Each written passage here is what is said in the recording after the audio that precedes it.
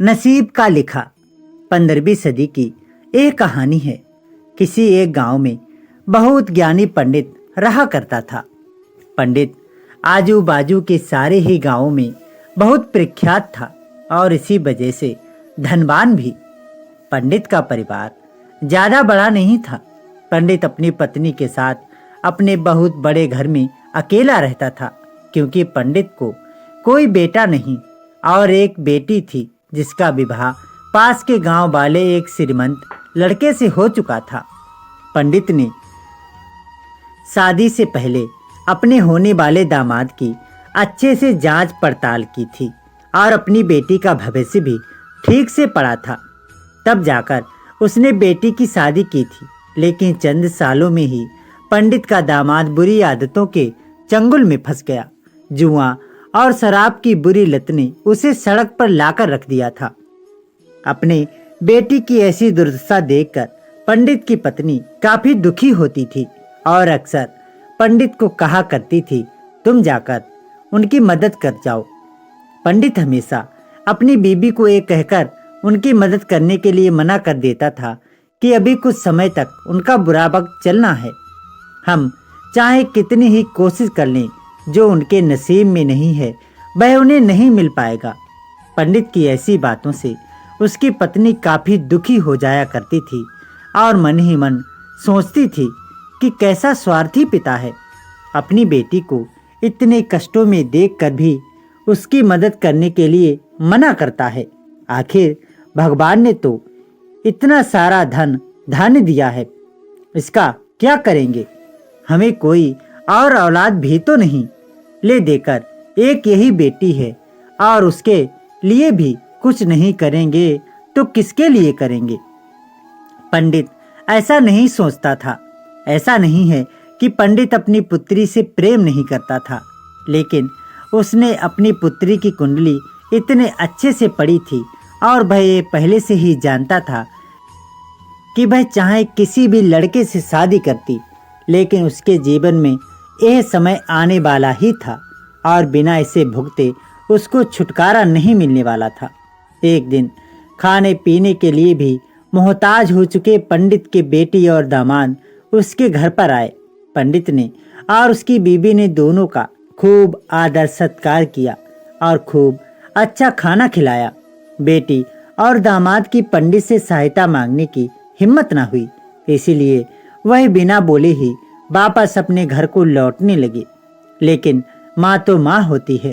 पंडिताइन से रहा नहीं गया और बिना पंडित की इजाजत के उसने चोरी छुपे बूंदी के लड्डू बनाकर उनमें सोने के सिक्के रख दिए और बेटी और दामाद को दे दिए, ताकि बेटी और दामाद की कुछ आर्थिक सहायता हो सके।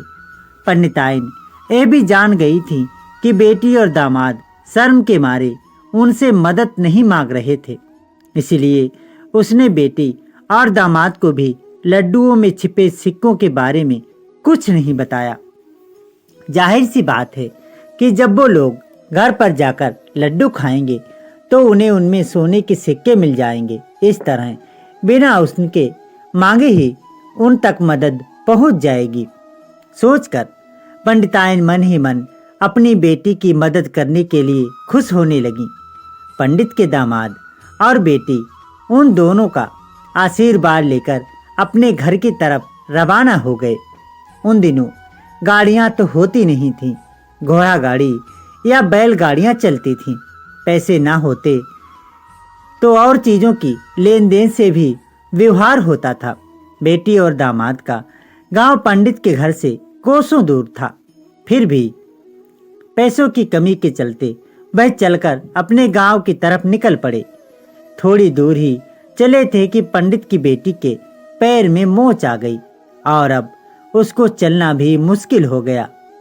पंडित के दामाद ने जब देखा कि उसकी बीबी अब बिल्कुल चलने में सक्षम नहीं है, तो उसने एक टांगा अपने घर तक किराए पर ले लिया।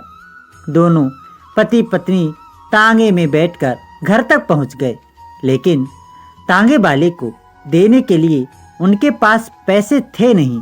इसीलिए पंडिताइन ने जो बूंदी के लड्डू उन्हें दिए थे, वही किराए के तौर पर उस तांगे बाले को दे दिए। तांगे बाला बूंदी के लड्डू को लेकर वहां से चला गया। तांगे बाला अपने घर की तरफ जा रहा था, तब उसने एक हलवाई की दुकान दिखी। उसने सोचा, थोड़े से बूंदी के लड्डुओं से मेरे घर के लोगों का पेट थोड़े ही भरने वाला है। इससे अच्छा मैं इन बूंदी के लड्डुओं को बेचकर उनमें कुछ चावल खरीद लेता हूँ। तांगे बाले ने बूंदी के लड्डू हलवाई को बेच दिए। जिस गांव में वह हलवाई रहता था, उसी गांव में एक आदमी ने अपने घर पर पूजा रखी थी और उसी पंडित को उस पूजा के लिए बुलवाया था। पूजा में लगने वाले प्रसाद के लिए उस आदमी ने उसी हलवाई से बूंदी के लड्डू लिए जहां पर उस तांगे बाले ने बेचे थे। हलवाई ने भी उस आदमी को तांगे बाले से खरीदे हुए लड्डू ही पहले दिए ताकि वह खराब ना हो जाएं, क्योंकि वह नहीं जानता था ये लड्डू कब के बने हैं। पूजा खत्म होने पर दक्षिणा और बूंदी के लड्डू लेकर जब पंडित अपने घर आया और खाना खाने बैठा, तो प्रसाद में लाए बूंदी के लड्डू खाते वक्त लड्डू से सोने का सिक्का निकला। इस घटना को देखकर पंडिताइन की आंखों में आंसू बहने लगे। पंडित ने अब पंडिताइन से उनके रोने का कारण पूछा, तो पंडिताइन ने पंडित को सब कुछ बताया और पंडित से उनकी बातों पर भरोसा न करने के लिए माफी मांगी। पंडित ने पंडिताइन के आंसू पूछे और कहा कि तुम्हारी तरह मैं भी हमारी बेटी को बहुत प्रेम करता हूँ, लेकिन अगर हम उसकी अब मदद करते हैं तो दामाद हमसे हमेशा ऐसी ही मदद की अपेक्षा रखेगा और अपनी बुरी आदतों को कभी नहीं छोड़ेगा। पंडिताइन भी अब पंडित की बातों से सहमत हो गई। 2-3 महीने बीत गए। पंडित के दामाद और बेटी फिर से एक बार उसके घर आए और इस बार उनकी परिस्थितियां पहले से बेहतर थीं, क्योंकि पिछली बार खाली हाथ जाने के बाद दामाद ने नया काम शुरू किया था और अपनी सारी बुरी आदतें भी छोड़ दी थीं। दोस्तों, नसीब का लिखा नहीं बदलता। ये कहानी आपको कैसी लगी? क्या आप भी नसीब पर भरोसा रखते हैं या फिर आप उन लोगों में से हैं जो अपना नसीब खुद अपने हाथों से लिखना चाहते हैं? ये कहानी आपको कैसी लगी हमें कमेंट में ज़रूर बताइएगा। साथ ही चैनल पर नए हैं तो चैनल को सब्सक्राइब अवश्य कर लीजिएगा। तो मिलते हैं अगले वीडियो में। तब तक के लिए अपना और अपने पूरे परिवार का ख्याल रखिएगा। धन्यवाद। राधे राधे।